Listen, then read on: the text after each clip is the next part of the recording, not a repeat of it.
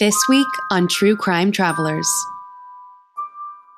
If you're sitting at a bar sucking a hash pipe in Goa, India, then you've committed to having zero responsibilities that day. But what about your 9 children? What are they doing while you get high? Listeners that are moms, get ready to rage. Welcome to True Crime Travelers, where we investigate suspicious murders and disappearances around the world, but from a traveler's perspective. We are Alexa and Amelia, award-winning travel experts and the authors behind the Solo Girls Travel Guide book series. We are obsessed with safety and true crime, but I promise we're not here to scare you. We're here to prepare you. Emmy, how many kids do you want to have? Oh my God. 2? 3 tops. Okay, so not 9? Absolutely not. Oh my God. That's like spending 7 years pregnant. Especially if you have them like one after the other. Imagine the hormones. Oh my God, imagine. Well, some might have looked at Fiona McCowan that way. Fiona was the said mother of 9 from the UK on welfare. And she had 9 kids from 5 baby daddies, none of whom were involved in the kids' day-to-day lives. And this is in the UK, by the way, in England. Fiona saved up her government assistance with a mission of taking all of her 9 children to India for an extended vacation. More like they're going to live there really, really cheap, because India can be really, really cheap. So Fiona, along with her newest boyfriend, or like probably future baby daddy, his name was Rob, by the way, Fiona's boyfriend, Rob.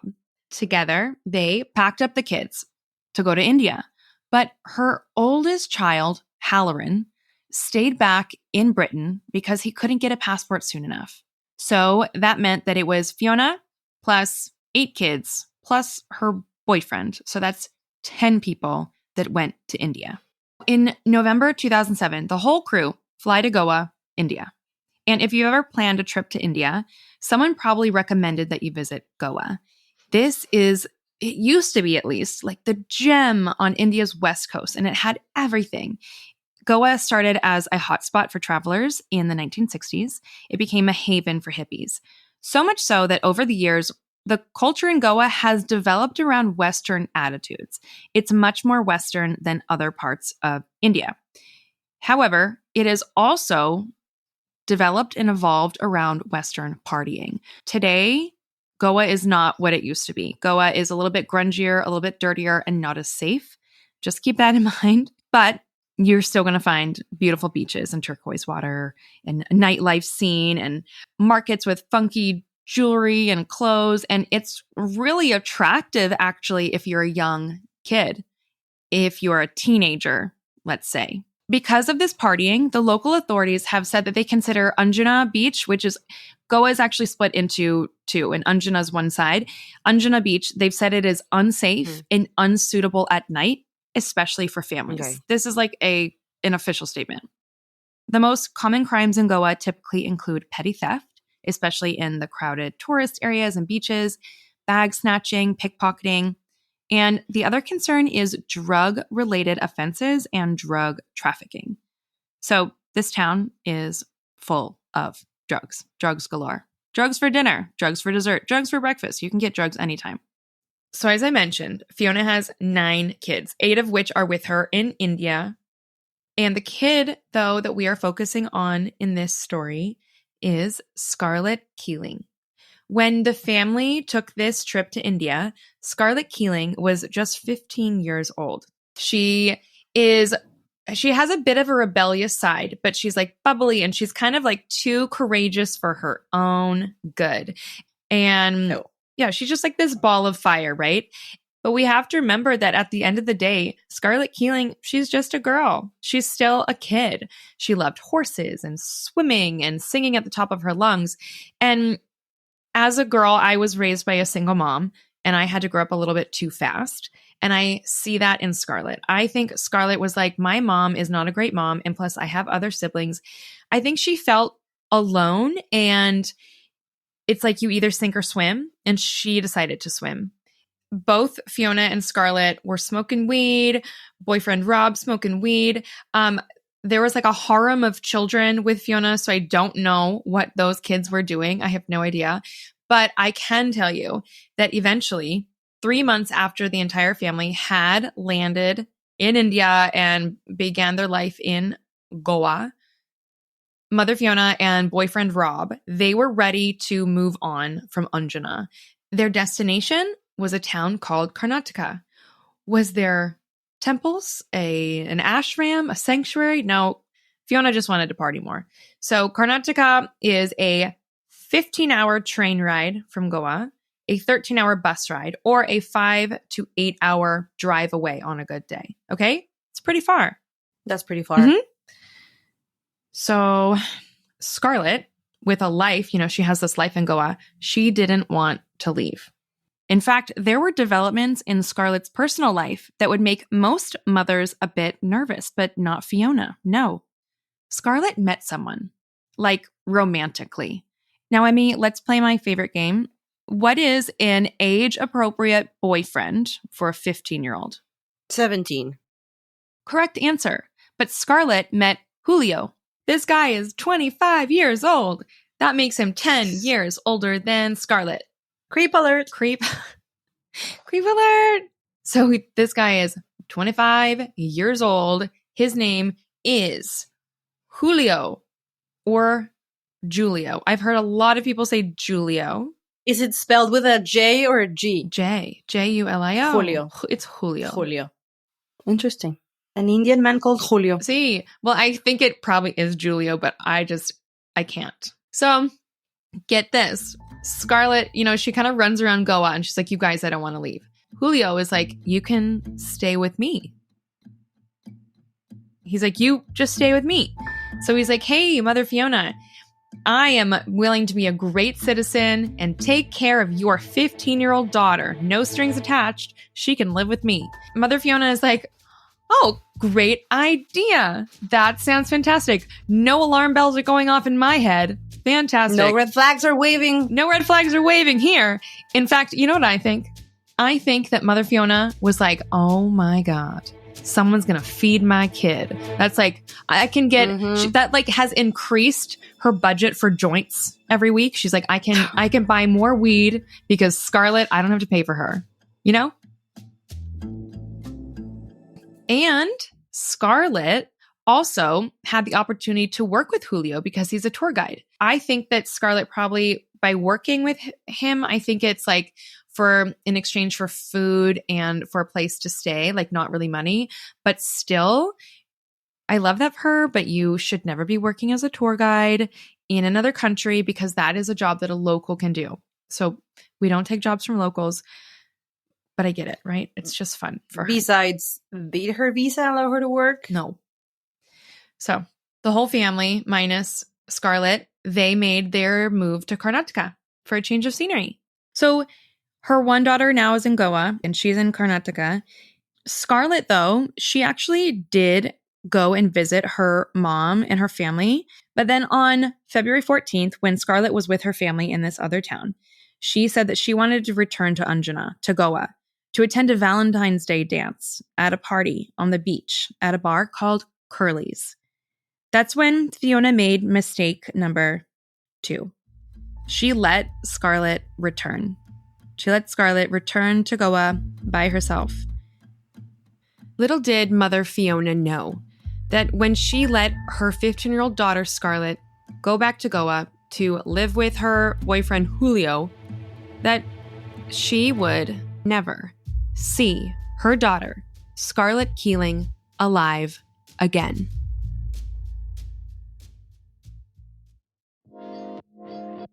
Here at True Crime Travelers, safety is sexy. And the sexiest little gadget that I carry with me is called my Birdie. It's a pocket-sized personal safety alarm that you can put in your purse or clip to your keychain, and you won't believe what this thing does.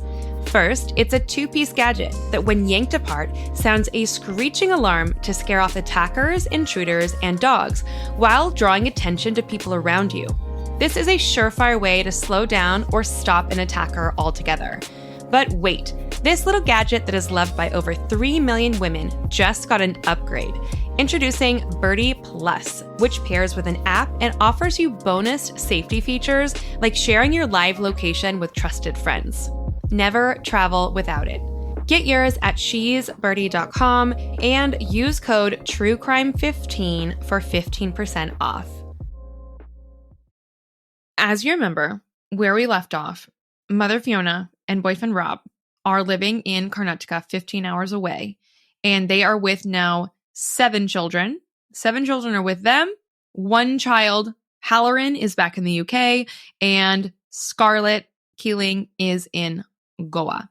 That is when Fiona gets a phone call. A mother's worst nightmare. Her child has been hit by a car and is in the hospital.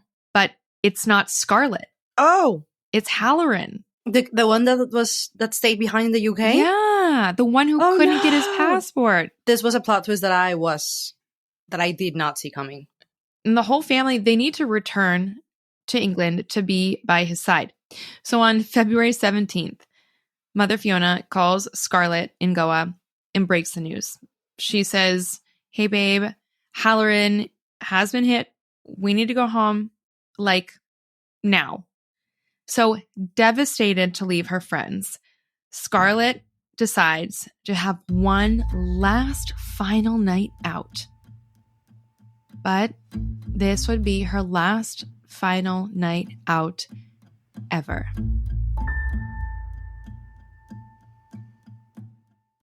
On the night of February 17th, 2007, Scarlett went out partying.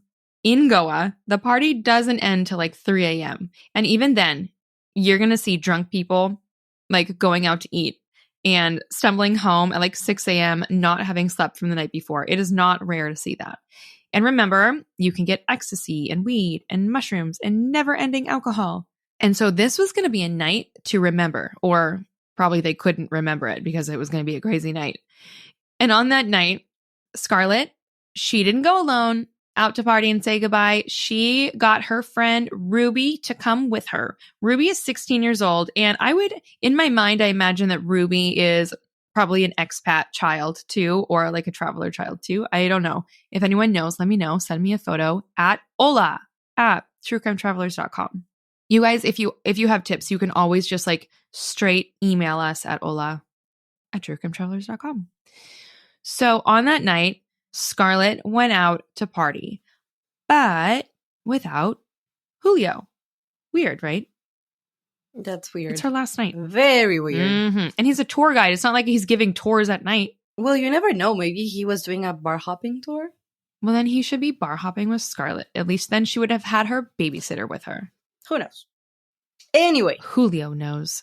So Ruby wasn't actually planning to go out that night, but Scarlett talked her into her because, Scarlett, I feel like she's good at talking to people into things. She's like this, let's do it. Let's have fun. Let's go. Optimism. YOLO, And while the 2 girls are out, Scarlett tells Ruby a secret that I actually didn't think was a secret. But Scarlett tells Ruby that she's like, hey, me and Julio are sleeping together. Like, we're romantic. I wouldn't have thought that was a secret either. Yeah. Men don't give you things for free unless they're getting something. I mean, nothing's free. So the girls head out to a bar called 9 Bar. And on the way, they did the very typical 15-year-old girl thing. They stopped at a mini mart and they got some Bacardi breezers. Oh my God. I know. And then they kept moving. So they're pre-drinking, right? So they're like a little tipsy by the time they wind up at this beach bar where they drank 2 to 3 more Bacardi breezers, a couple of beers, and tequila shots. These are tiny girls. So imagine this. Let's paint the picture. It's a beach bar in India at night, a lot of Westerners, and 2 young, pretty, tipsy girls wander in by themselves. And now, if any creepy men had been watching the girls, they're witnessing that the girls are getting drunker and drunker and drunker. And that means that these girls are becoming a weaker and weaker target. Creeps want easy targets, and these girls are drunk and they're becoming easy targets. Luckily, though, the girls get out of this particular bar without any incident. Together, they take a taxi back to Ruby's. But Scarlett was there for just a few minutes. They said their goodbyes, their tearful goodbyes, and they promised to keep in touch when Scarlett returned to England. Ruby shut the door and went to bed around 1 a.m. The next day, on February 18th, Scarlett Keeling's lifeless body was discovered on Anjuna Beach. Scarlett was found half naked, cold to the touch. The local police did a quick investigation, along with the local coroner, and the autopsy came back, and it showed 0 signs of sexual assault. They said she just drowned. Come on. The police, the authorities, they wanted to play it off like, oh, she just went for a swim while drunk and she drowned. And this is when Fiona does the most motherly thing that we've seen from her. She decides that she's going to fight for the justice of her child. She insists on a second autopsy. She goes to the coroner to view Scarlett's body. And despite the original autopsy saying there were no marks on her, Fiona, standing over the dead body of her daughter, found her covered in marks, bruises, cuts, signs of sexual assault, all pointing to a brutal attack. After getting this evidence, this assault evidence clearly, Fiona demanded that the case be reopened. So Fiona went back to the scene of the crime.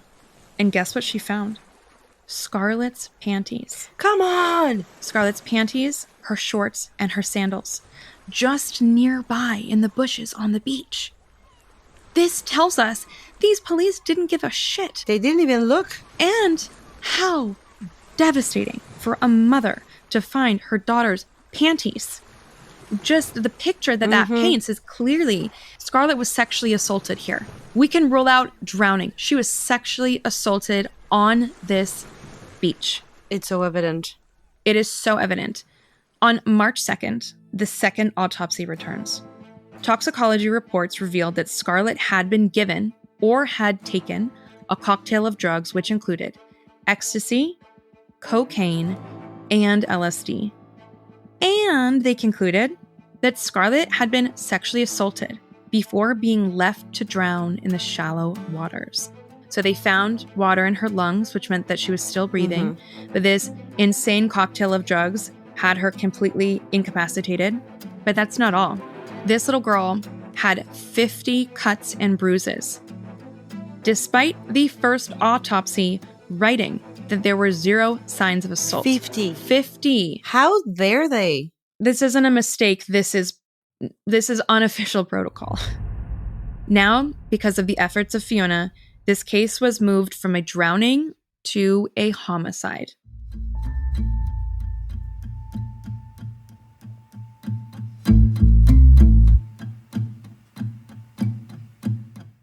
Investigators began trying to put together a timeline by talking to witnesses, and they got a lot of information. It was reported that on the night of her death, Scarlett was seen with several local men throughout the night, raising suspicions about their intentions.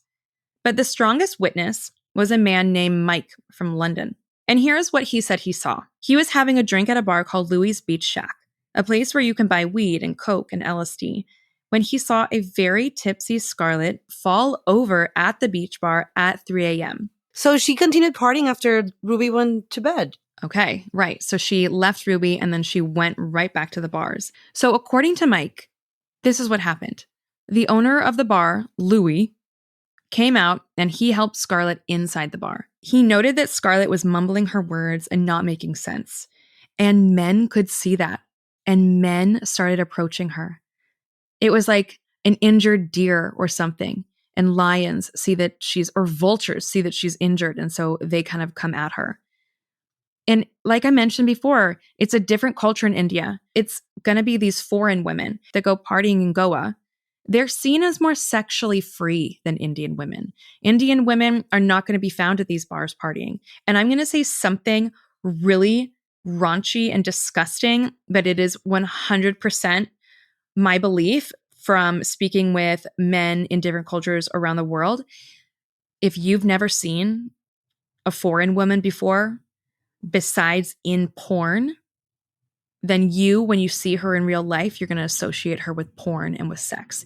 And the reality is that in parts of the world where there's not a lot of foreigners, men see foreigners in porn. I had never thought of it that way, but that makes so much sense. Right. And Louis, he's British. He tells them, stay away from her. She's clearly too young. But as we mentioned, age isn't a big issue in India. You tell a man that you're under 18 in the US and they would not want to go to prison for that. There were probably also Western men there who were, there for that kind of thing. It sounds like that it was just the Indian men. Oh, okay. Right. Because like Mike and Louis, they're from the UK. They're like, this is a child. This is a little girl. We're going to take care of her. And culturally, the Indian men are at these Western bars for Western girls. Okay. If these Indian men wanted cheap alcohol, they wouldn't be at the Western bars. And if they wanted nice Indian women, they wouldn't be at the Western bars. These Indian men are at the Western bars because they know that they're going to get girls by giving them drugs and alcohol. And that is exactly what happened. So eventually, Mike sees Scarlett head to the back kind of like dining area of the restaurant where she sits with two Indian men, much older than her. These two men start giving the visibly drunk Scarlett cocaine, which who knows like what that cocaine is laced with. And after spending about an hour with these two men, Scarlett approaches Mike around 4 a.m. They chit-chat about England, and then Scarlett goes on to share that night she had consumed 3 drops of LSD, 2 tablets of ecstasy, and cocaine, along with her cocktail of booze. But Mike was like, hey, I'm not her dad. I don't want to be creepy and, do all this stuff. I don't have a right to tell her to go home. But maybe he wishes he did. Because a while later, Mike sees Scarlett leave the bar with an Indian man older than her. But he didn't chase after her. Rather, Mike left the bar shortly after that. And that's when he sees the man that Scarlett originally left with riding away on his scooter. No Scarlett. Then, Mike notices, in the corner of his eye, something on the ground. And he turns, and he notices Scarlett lying on the ground with another Indian man on top of her. Ew. Man, not young guy, man. He's on top of her. They're on the ground. At first, Mike shouted at them, like, hey, what are you doing? But he didn't intervene because, according to Mike, Scarlett wasn't fighting back or anything. According to Mike, it looked consensual to him. How consensual can a relationship with a child be? Plus, with that amount of drugs and alcohol be? Nothing consensual here. But Mike left. And once again, this was another adult letting Scarlett down. Then, on March 8th, one day after the autopsy, 2 men were arrested in connection to Scarlett's death. 28-year-old Samson D'Souza, who worked as a bartender at Louis' Beach Shack. Okay. And then 39-year-old Placido Carvalho. And they're both Indian. The 2 men were charged with culpable homicide not amounting to murder, drugging, sexual assault, sexual abuse of a child, and destruction of evidence. Those 2 would sit in prison for the next 2 years awaiting trial. So Samson and Placido were identified as the 2 men seen with Scarlett before her body was found hours later. The 2 men, though, they denied the charges. And there were further delays in the investigation because the prosecutor quit. And so now the trial was moved back to 2013. Of all of those witnesses that Fiona had worked so hard to gather, by this time, 5 years later, only 32 of them were around. 32 is still a good number, though. 32 is still a really good number, but the key witness was Mike, the man who could clearly put these 2 guys at the scene. However, Mike didn't return to testify. Oh, no, Mike. And this is because, 1, Mike knew Samson. I think that he didn't want to testify against him. And 2, Mike was getting death threats. No. He was getting death threats. And so, of course, he wouldn't want to return to that area where he's getting death threats. As we see, like, police aren't that much of a help. And then there are more delays. The delays just keep on coming. This case is not tried until March 23rd, 2016, 8 years after Scarlett's death. 8 years. 8 fucking years. And then after all of this, the Children's Court acquitted the two men on all charges due to lack of evidence, even the drug charges. They destroyed the evidence. Wasn't one of them charged with destruction of evidence? Yeah, they were charged with destruction of evidence. How? Oh, wait. So it's like, oh, you're charged with destruction of evidence. Oh, there's no evidence. You're off the hook. How does that work? What? How does that work? work? How do you get evidence for destruction of evidence? I know. How do you get evidence for destruction of evidence? So let me tell you that during the trial, Scarlett's diary was brought in as evidence, and it shows that she was deeply upset by being left in India. She wrote, "I'm stuck. I want to go home." She drew a picture of a hangman, and the defense argued that she'd killed herself that night. I was going to ask if at some point they had ruled it a suicide. Like she tried to drown herself. She was set to go home soon. Just because she's sad. When you're sad at 15, you go home. You don't just immediately be like, well, I'm bummed. I'm just going to kill myself. Doesn't make sense. So let's do it. Let's play detective.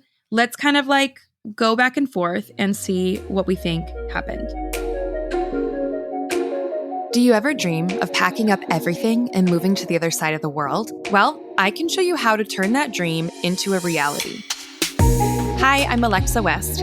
After college, I left the country with just $200 in my pocket, and I turned that into over 10 years of living abroad full-time. Now I'm sharing how I did it in my new book, The One-Way Ticket Plan: Find and Fund Your Purpose While Traveling the World. This isn't just another travel guide, and it's not a memoir. It's real-world advice on how to make money abroad and how travel can actually lower your cost of living. No matter your age, budget, or travel experience, I'm here to help you start your own adventure. I'm living proof that your dream life can be your real life, and you don't have to be rich to do it. Inside the One-Way Ticket Plan, you'll discover guidance on traveling safely and confidently, tips for navigating foreign cultures, including those tricky toilets, the ones you have to squat over, strategies for coping with loneliness and making meaningful connections, how to avoid tourist traps, and how to find the most authentic experiences, and of course, practical ways to fund your travels without breaking the bank. Whether you're an inexperienced explorer or a seasoned traveler, this book provides the tools and inspiration to become an expert adventurer before you even leave the couch. Get your copy of the One-Way Ticket Plan on Amazon, Audible, or wherever you get your books, and kickstart your adventure now.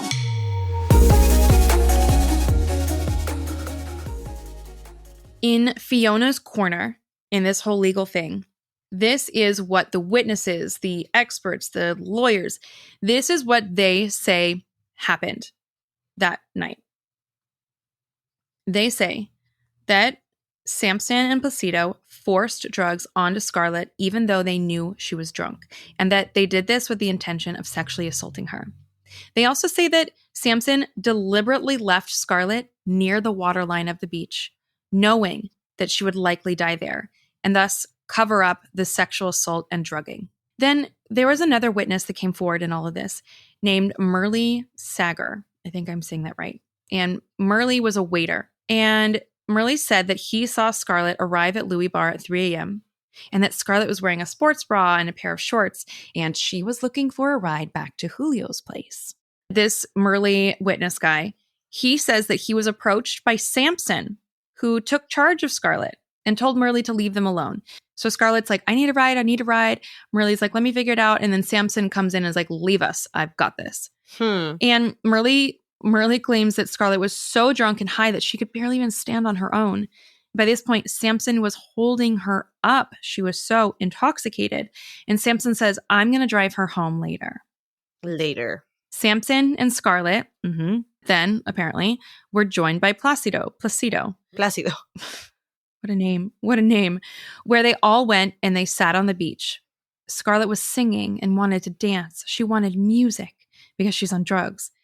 At some point, it was time to go home, but Scarlett couldn't find her sandal. Samson commanded Murley to go look for it. He couldn't find it. So eventually he left them and drove his scooter home. So this is Murley's account. This is like, hey, this is what happened. I couldn't find it. They were being kind of jerks. And so I went home. Turns out that it was Murley that Mike actually saw leaving the bar very quickly. Yeah. Samson, like quickly after Murley left, Samson must have pounced on Scarlett. Mm-hmm. He was probably waiting for the moment. Samson has a defense, though, as to why he sexually assaulted Scarlett.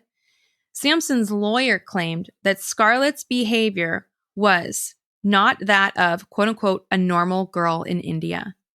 Basically saying that she was asking for it. And that, yes, Samson was with her, but it was all just a horrible accident.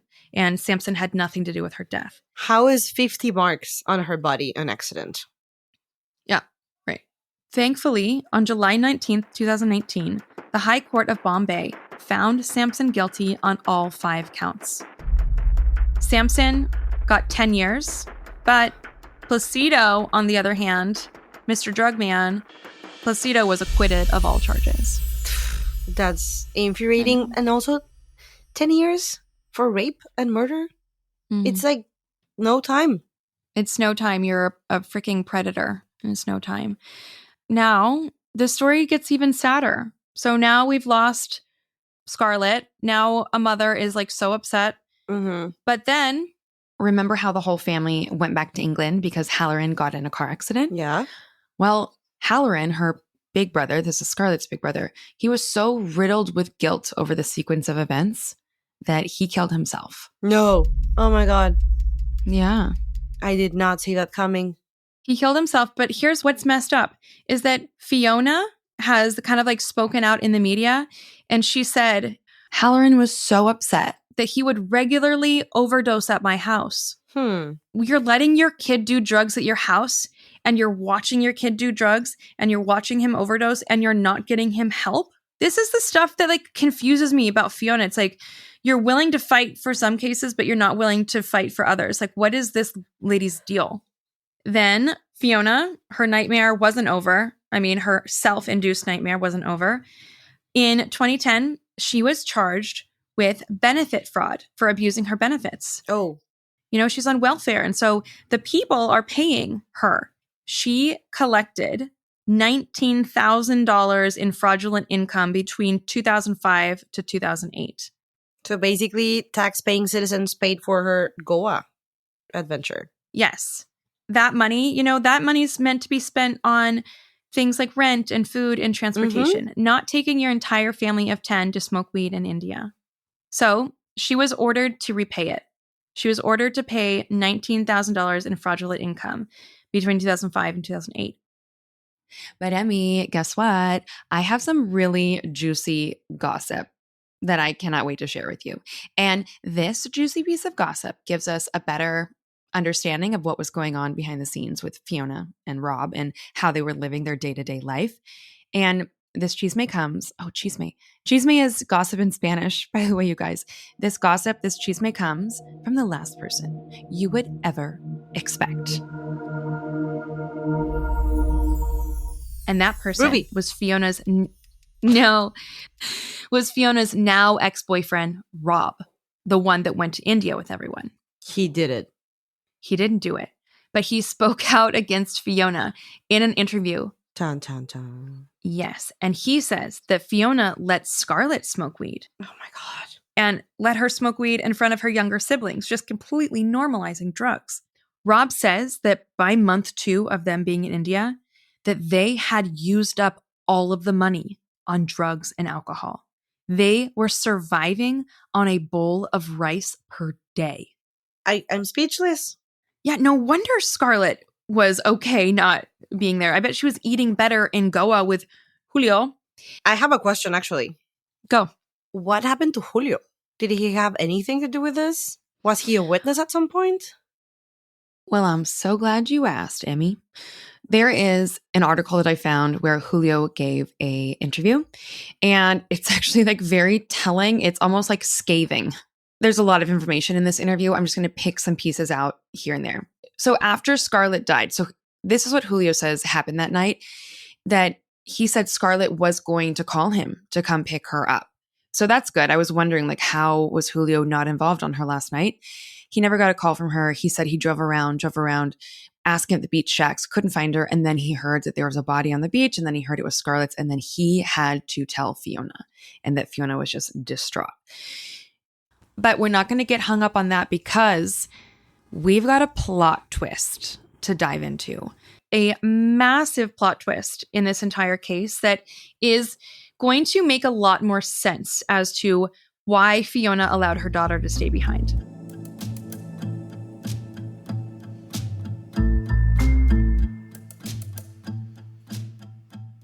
It was discovered that Julio and Scarlett suddenly had planned a trip to Finland together. To Finland? Yes, to Finland. Why Finland? Well, after her death, there were diary entries that have been brought to light. And there's one diary entry where she writes, she's talking about another guy that she used to like. And then she writes, but then Julio, and is taking me to Finland. And he's done so much for me and my family. She says, I think that he feels sorry for me because I live in a field, talking about like her humble kind of life in England. And she goes, I want to go home. I don't really get him. He treats me like I'm only with him for his money or sex. And he tries bribing me with parties and stuff. It's so messed up. I mean, if he really loves me, he'd think more about, I don't know, love. Gosh. Another strange thing, Emmy, is that after Scarlett's death, the police discovered that days before the murder, Scarlett had told a friend that she had been sexually attacked by up to 6 men. In an email that she sent days before her death, Scarlett confided to a Spanish friend about attending a rave party where she took a bunch of drugs. And following the party, she went back to Curly's, this beach bar, located just a short distance from where her body was discovered. And in this email, Scarlett says, I got a taxi back to Curly's and slept there. But the boys showed up and showed me some hardcore porn movies on a phone. Then they all took turns trying to rape me. Who were the boys? The Curly's boys. It's become like a phrase in this case. The Curly's boys refers to a group of 6 young Indian men who had earned the trust of Scarlett's mother, Fiona. Oh, come on. Mother of the Year. This is so gross. So it's these boys that were like, yeah, we'll take care of her. We'll be like her big brothers. And then really, they're all just vultures, just waiting to tear her apart. So the point of all this is that there were a lot of men interested in little blonde Scarlett. Julio was just the guy that landed her. And Scarlett could have any guy she wanted because all of these men were always trying to get with Scarlett, like these Curly's guys or like the guys at the bars. And get this, we have some more information from Fiona's ex-boyfriend, Rob, the guy that was with them during this whole time. Rob thinks that Julio was involved in Scarlett's death. Now, Rob thinks that the man who was charged with raping her did rape her, but he said that, the next day they found Scarlett's body on the beach. Julio, the boyfriend who she lives with, he had scratches all up and down his arms.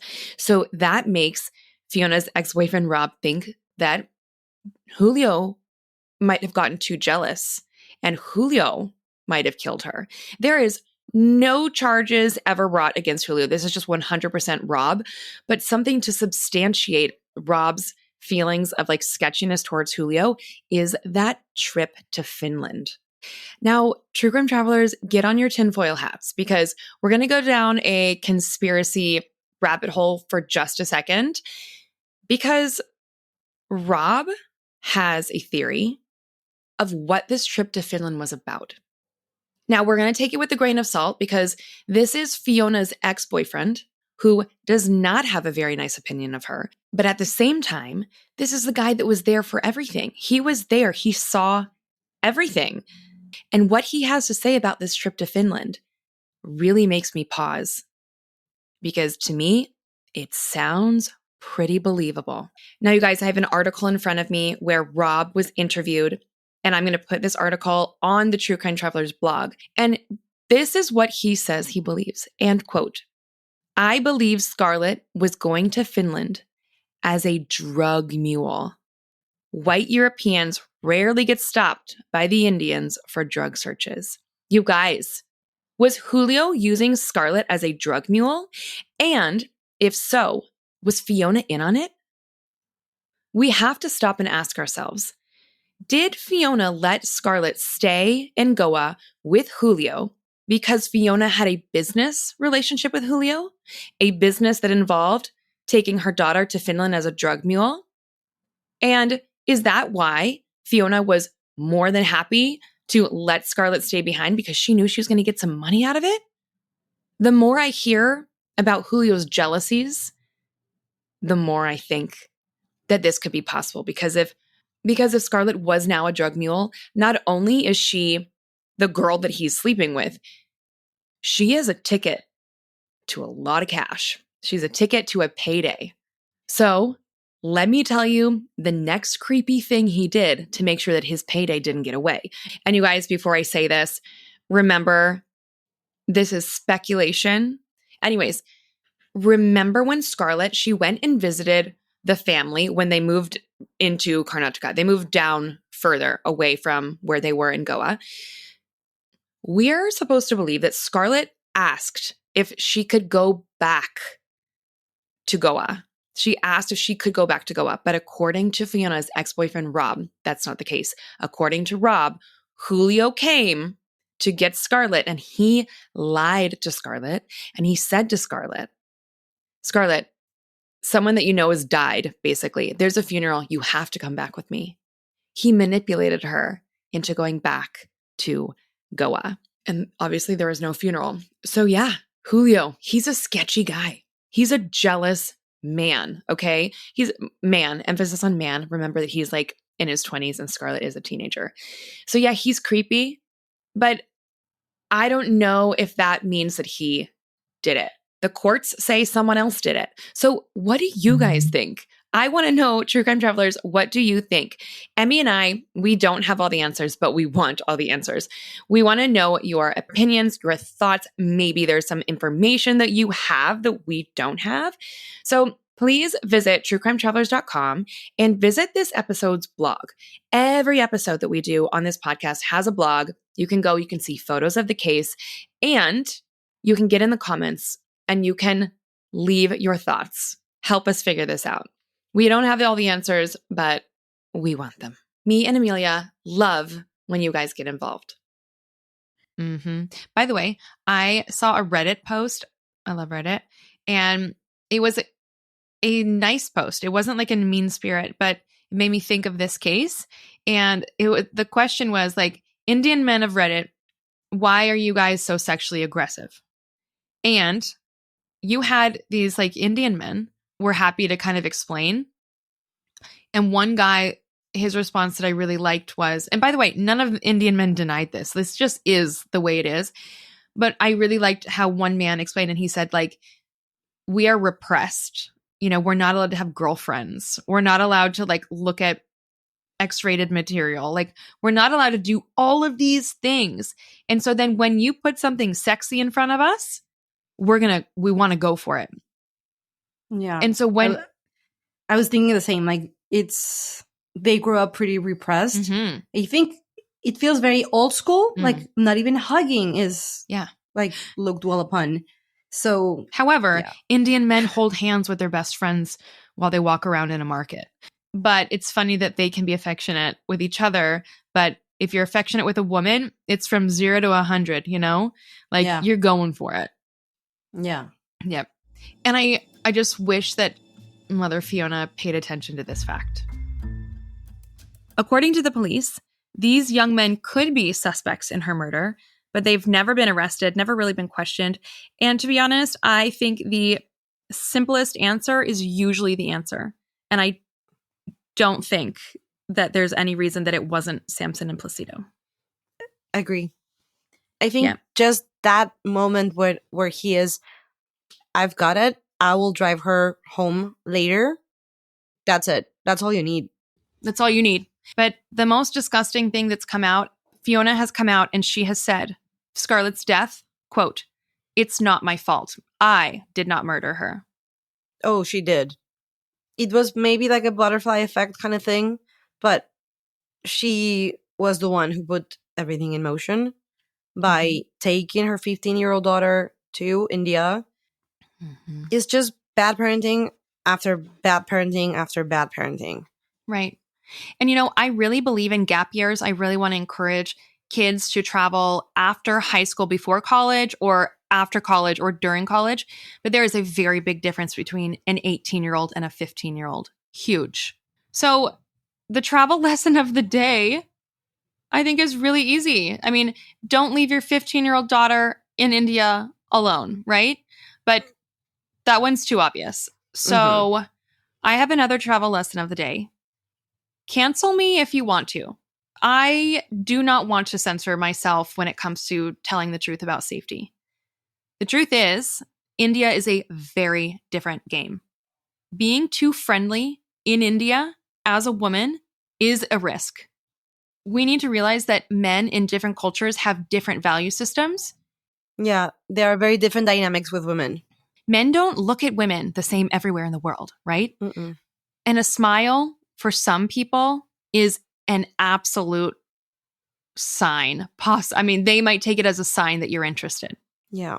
And I do want to add an extra travel lesson here. If you have a friend who's super drunk, don't let her out alone. Just make sure she gets home safely. That's our job as travelers, take care of each other. Yeah. I keep thinking back to the Ruby moment, that if she had just dude, no, you're super drunk, you're staying here with me kind of thing, I know. Another point that I want to make is, how us women are like, hey, just because we wear a short skirt doesn't mean we're asking for it, right? However, in some cultures, that's exactly what it means. There are signs that you're giving out to men everywhere you go, especially in more conservative cultures. A good tip is to dress like the local women as a woman. If the local women are in saris or they're somewhat covered and you're walking around in a bikini, you are giving a message that the local women are not giving.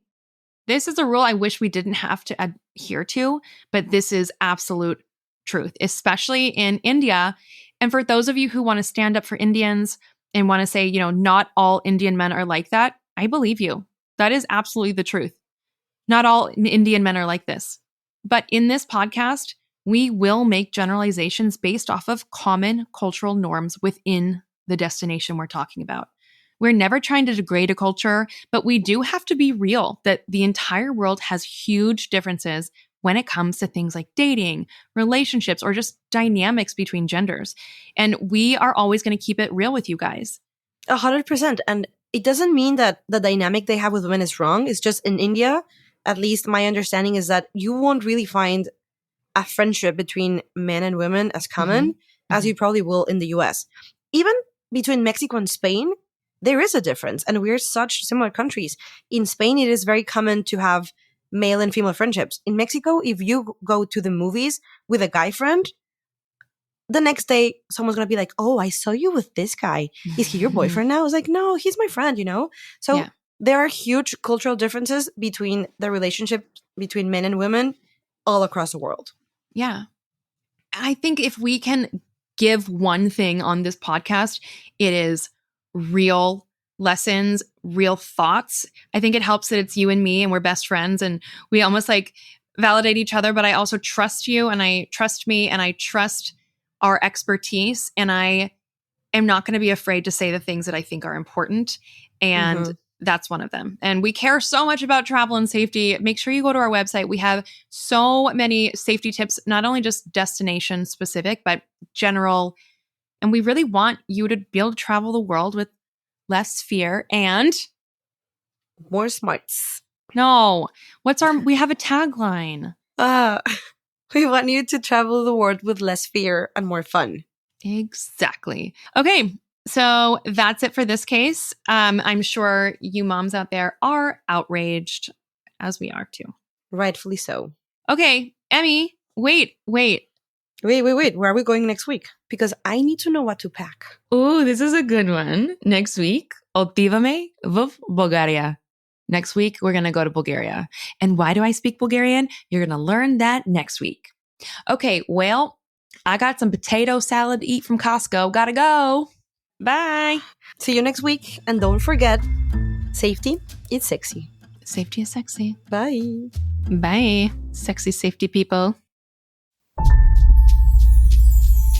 This podcast delves into true crime cases, and we want to remind our listeners that all individuals mentioned are presumed innocent until proven guilty. The opinions expressed here are solely those of myself and Amelia.